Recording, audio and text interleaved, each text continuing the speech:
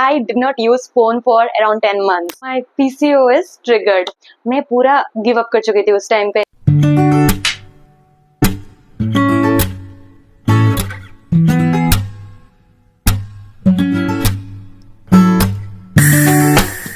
Hello.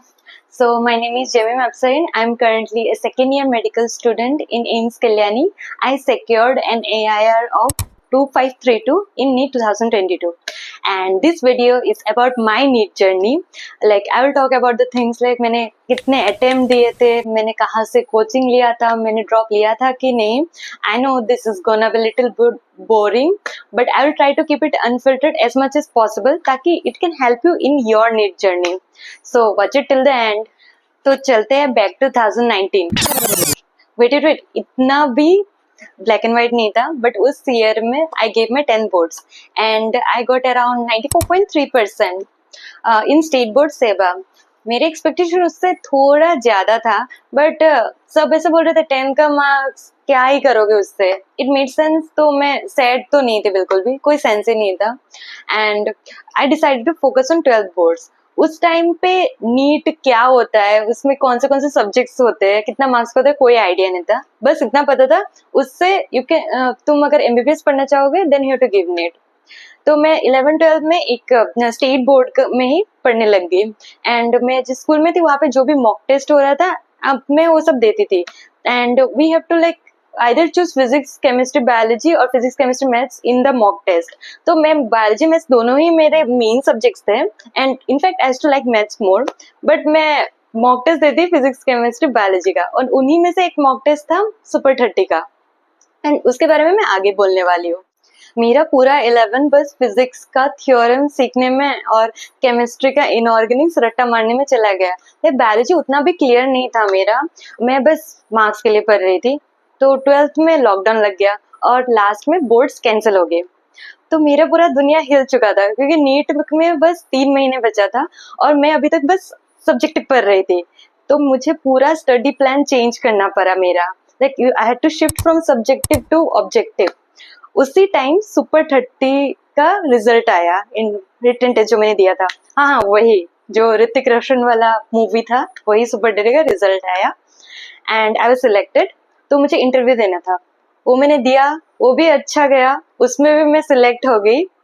तो मैं जब नीट 2021 देख के आई कैलकुलेटेड कि मेरा मार्क्स अराउंड 460 to 480 के अराउंड रहेगा.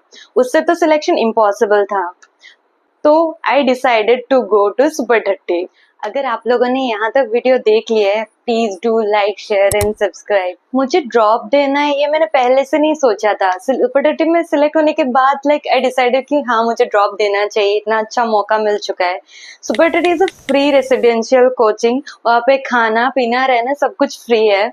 तो but nothing comes free without a sacrifice. वहाँ पे बहुत ज्यादा स्ट्रिक्ट रूल्स थे that you have to stay there for around 10 months और तुम घर नहीं आ सकते. ना कोई फेस्टिवल, ना कोई भी ओकेजन पे घर नहीं आ सकते. उधर ही रहना है उसकी कैंपस के अंदर. कैंपस एक बिल्डिंग में रहना होता है बस. और तुम फोन भी यूज नहीं कर सकते. बस तुम्हें संडे में मिलेगा फोन, वो भी 1 घंटे घर पे बात करने के लिए. So technically I did not use phone for around 10 months. जो लोग मुझे इंस्टा पे फॉलो करते हुए उन्हें पता होगा that I did not post a single thing in 2021. मैं पूरा फुल्ली डेडिकेटेड थी. No distraction, nothing. बस पढ़ाई करो, खाओ, सो, उतना और कुछ नहीं. मैं लिटरली अंडरग्राउंड हो चुकी थी. वहाँ पे इतना ज्यादा कंपटीशन था और एक तो तुम घर पे बात नहीं कर सकते हो कि तुम अपना स्ट्रेस रिलीव कर सको. बट वहाँ के टीचर्स इतने सपोर्टिव थे कि they help me in a lot many ways. तो जब हमारे सिलेबस खत्म हो गए थे, क्योंकि वो लोग जल्दी सिलेबस खत्म कर देते हैं around 3 to 4 months before the exam, then I have to study around 14 to 15 hours, probably more. तो जब सिलेबस खत्म हो चुका था, like we had to give lot of mock test. बस मॉक टेस्ट देना था. मॉक टेस्ट देते देते like I had made an another extra mistake copy, जहाँ पे बस मैंने कौन सी गलती कहाँ पे किया वो लिख के रखती थी ताकि वो मिस्टेक फिर से रिपीट ना हो. ऐसे करते करते नीट के लिए 1 महीने बचा था. एट दैट टाइम इतना ज्यादा स्ट्रेस हो चुका था, माई PCOS triggered. I had non stop bleeding for around 20 days. मैं पूरा गिव अप कर चुकी थी उस टाइम पे। लाइक मेरे मेंटल और फिजिकल स्ट्रेंथ बिल्कुल डाउन था। And the last mock test जो हमारे उस इंस्टीट्यूट ने कंडक्ट किया था, in that I scored only 530, जिससे लाइक मैं क्या करूँ क्या नहीं करूँ। उस टाइम पे मेरे सर ने मुझे बोला था कि तूने पूरा साल मेहनत किया है, ये छोटा सा चीज तुझे कुछ नहीं कर सकता है। नीट को अभी बस एक हफ्ता जब बाकी था नीट को, तो मैंने सब कुछ न्यूमेरिकल्स अपना मॉक टेस्ट देना बंद कर दिया एक हफ्ते पहले। मैं तब बस अपना जो शॉर्ट नोट्स का कॉपी था या फिर जो चीट शीट्स बनाए थे या फिर जो मिस्टेक कॉपी मैंने पहले मेंशन किया, बस मैं वही सब रिवाइज करने लगी। और एक हफ्ते में मैंने शायद बायोलॉजी का NCERT around 10 times, at least 10 times तो रिवाइज किया ही था, ताकि जो सारी चीज मेरे दिमाग में बैठ जाए, ताकि सबकॉन्शियसली भी मैं वो आंसर कर पाऊँ। And it was very helpful for me. And then I gave my NEET 2022। उस दिन लाइक मैं एक्सपेक्टेशन 0 रख रही थी। मम्मी पापा ने भी बोल के रखा था कि तुझे बस एक सीट चाहिए, कोई सा भी कॉलेज हो, स्टेट कॉलेज हो, कोई भी कॉलेज हो, बस एक सीट लेना है तुझे। तो मैं गई, माइंड में बिल्कुल कोई भी थॉट्स नहीं लेके गई थी, अंदर गई, सॉल्व किया। अच्छा हुआ बाहर आके पता चल गया सीट तो मिलने वाली है। Then when the answer sheet came, like मैंने काउंट किया एंड आई गॉट 662 मार्क्स। वो मैंने आज तक एक भी मॉक टेस्ट में इतना ज्यादा नहीं लाया। I used to score around 530 to 630, उसी के बीच में था। तो it was like wow, and here I am studying in national institute.